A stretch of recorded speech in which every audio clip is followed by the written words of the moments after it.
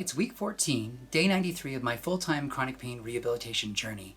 I'm Jason, and today I'm going to talk about the most important question you can ever ask yourself. I am what? If you don't answer it, others will, or circumstance will. First, though, a quick status update. I am tired again. I wish I could get on here and say it's all getting better. I feel great, and I know I'm going to get past this, but I am really struggling. So my sleep is still erratic from one night to the next. I can't figure out what's going to happen there. There's no pattern to it. It's just fickle and incomplete, so I'm tired. My bummy troubles are continuing. If you've ever tried to work out when it feels like there's a small piece of glass in your bum, that's an interesting exercise to try. My middle back is predictably sore because my physical therapist is doing a new manipulation on it, and he did it about 36 hours ago.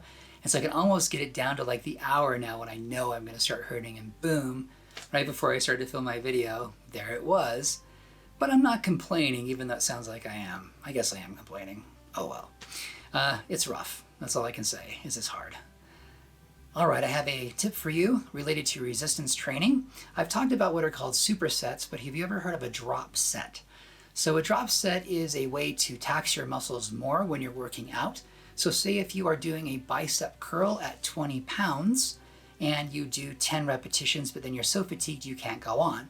Well, if you lower the weight to 15 pounds and do more repetitions until you can't do any more, and then lower the weight to 10 pounds and do repetitions until you can't do any more, that's what's called a drop set. It's just a way to be more efficient and more intense in your workouts. On to today's topic, I am what?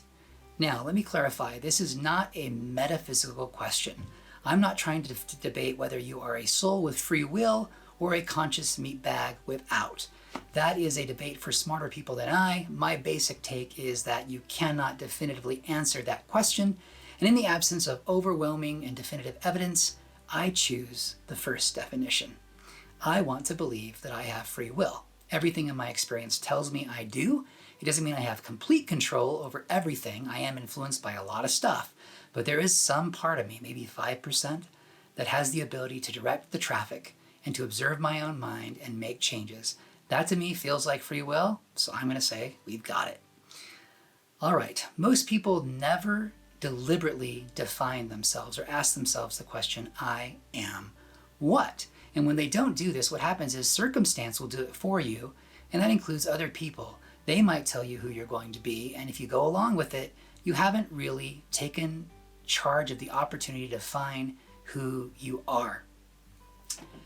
Answering this question is harder than it sounds, but I have a framework for making it a little bit easier. I've separated the things you can define yourself by into two categories. One is internal and the other external attributes. First, though, let's talk about the external attributes. There is a pitfall in defining yourself by these, and the reason is because they can be, all of them, taken away under some circumstance. Whether or not those circumstances will happen to you is an unknown, but they are not really under your control as much as you might think.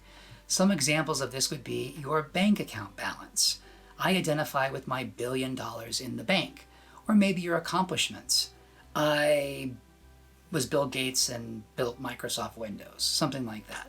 Or your physical attributes. I'm young, healthy, beautiful, and sexy. Well, guess what? Eventually, someone's going to invent a better operating system, which basically outdates Bill Gates. At some point, we will no longer be running Windows. At some point, you will grow old. You might even get a little bit fat, or your body may fail you in some unexpected way. And maybe the currency of your country will fail, and so your big bank account will be worth nothing. All of it can be taken away from you in some form or fashion. And so I think it makes a lot of sense to focus instead of on external attributes, on internal ones. So there's a power in identifying yourself by internal attributes. And the power is that you define what those are.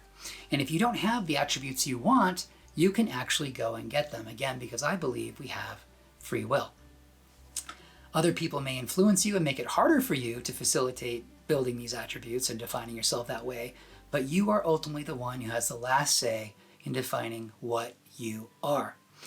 I'm not going to define a list for you of what you are because only you can answer that question. My goal here is to motivate you to actually ask the question seriously and figure out whether you actually have deliberately defined who you are and your life, or if you have been essentially defined by other people's influences or circumstance. And if it is the latter, I would ask you to start defining yourself now. Ask yourself that question seriously and start to take control of your self-definition. Now, to give you an example of who I am, because I've given this some thought, I have some answers to that. And there are things that I am now and some things that I'm aspiring to be better at. But this is kind of the core of my identity. It's who I am. It's what I am. I am a compassionate and empathetic man. I deeply care about others and want to influence the world for good. I am a loving husband and father. I'm a pretty good dad. I take good care of my kids. I love them. I shower them with love. And I treat my wife very well. I think she concurs. I'll have to ask her after the video, but I'm pretty sure she'd say that's true. I am a man of faith. I do believe in God. I do believe in miracles. I do believe that most of life is a miracle that we are simply taking for granted. I am also a courageous fighter. I have always been somewhat bold, and sometimes I just have difficulty sustaining that boldness, but I want to fight now. I want to sustain my bold initiatives to get as far as I can in my chronic pain rehabilitation journey and to go well beyond that. There is going to be something that follows. I just don't quite know what it is yet, but I'm getting a feel for it. But I am a courageous fighter, and I'm going to finish this fight. Again, you have to sit down and think about what you are and answer the question, what am I, for yourself? Fighting for your life means defining who you are. If you don't deliberately do it, circumstance or someone else will.